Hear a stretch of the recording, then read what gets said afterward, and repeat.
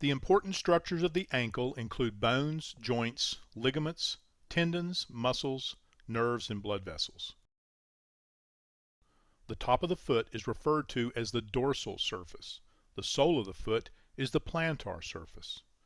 The outside of the ankle is referred to as the lateral side. The bony bump on the lateral side is called the lateral malleolus. The inside of the ankle is referred to as the medial side. The bony bump on the medial side is called the medial malleolus. The ankle joint is formed by the connection of three bones: the talus, the tibia, and the fibula. The top of the talus fits inside a socket that is formed by the lower ends of the tibia and the fibula. The bottom of the talus sits on the calcaneus, the bone that makes up the heel. The talus works like a hinge inside the ankle socket to allow your foot to move up, called dorsiflexion, and down, called plantar flexion. The ankle socket is sometimes referred to as the mortise of the ankle, because the structure of the ankle joint is similar to a joint used in woodworking called a mortise and tenon joint. It has been used by craftsmen for centuries to create strong, sturdy connections in furniture and buildings. Inside the ankle joint, the bones are covered with a slick material called articular cartilage. Articular cartilage is the material that allows the bones to move smoothly against one another in the joints of the body. The cartilage lining is about 1/4 of an inch thick in most joints that carry body weight, such as the ankle, hip, or knee. It is soft enough to allow for shock absorption, but tough enough to last a lifetime, as long as it is not injured. Ligaments and tendons are soft tissues that attach bones to other bones and muscles to bones. The difference between ligaments and tendons is that ligaments attach bones to other bones and tendons attach muscles to bones. Both of these structures are made up of small fibers of a material called collagen. The collagen fibers are bundled together to form a rope-like structure. Ligaments and tendons come in many different sizes and shapes. The thickness of a ligament or tendon determines its strength. Ligaments on both sides of the ankle joint help hold the bones together and stabilize the ankle. 3 ligaments make up the lateral ligament complex. These include the anterior talofibular ligament, the calcaneofibular ligament, and the posterior talofibular ligament. A group of ligaments, together called the deltoid ligament, support the medial side of the ankle. Ligaments are also important in connecting the distal tibia and distal fibula at the lower end of the leg where it forms the ankle mortise. This connection and the collection of ligaments that support it are called the ankle syndesmosis. 3 main ligaments form the syndesmosis.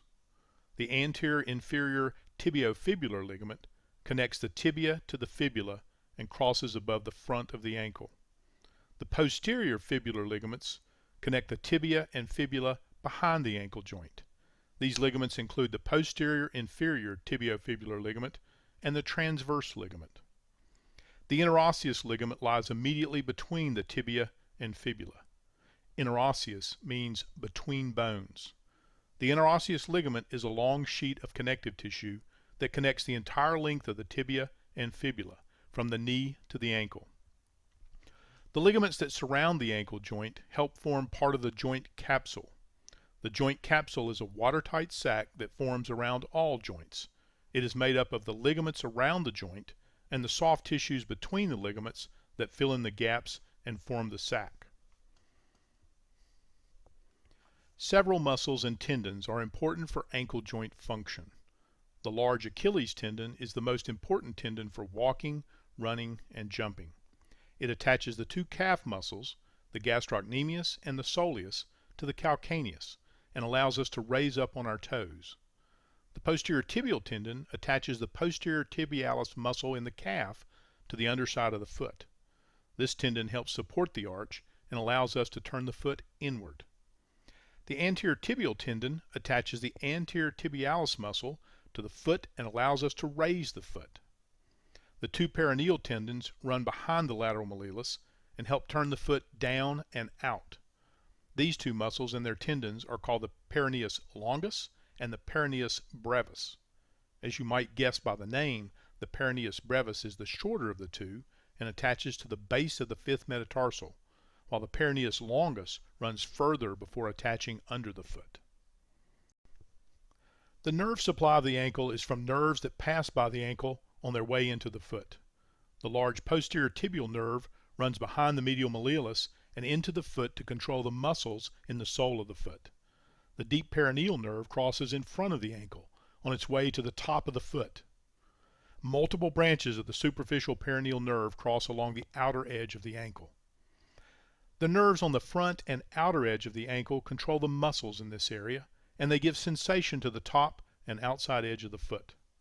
The ankle gets blood supply from nearby arteries that pass by the ankle on their way to the foot.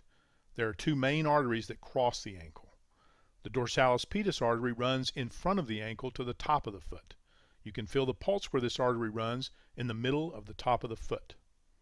Another large artery, called the posterior tibial artery, runs behind the medial malleolus.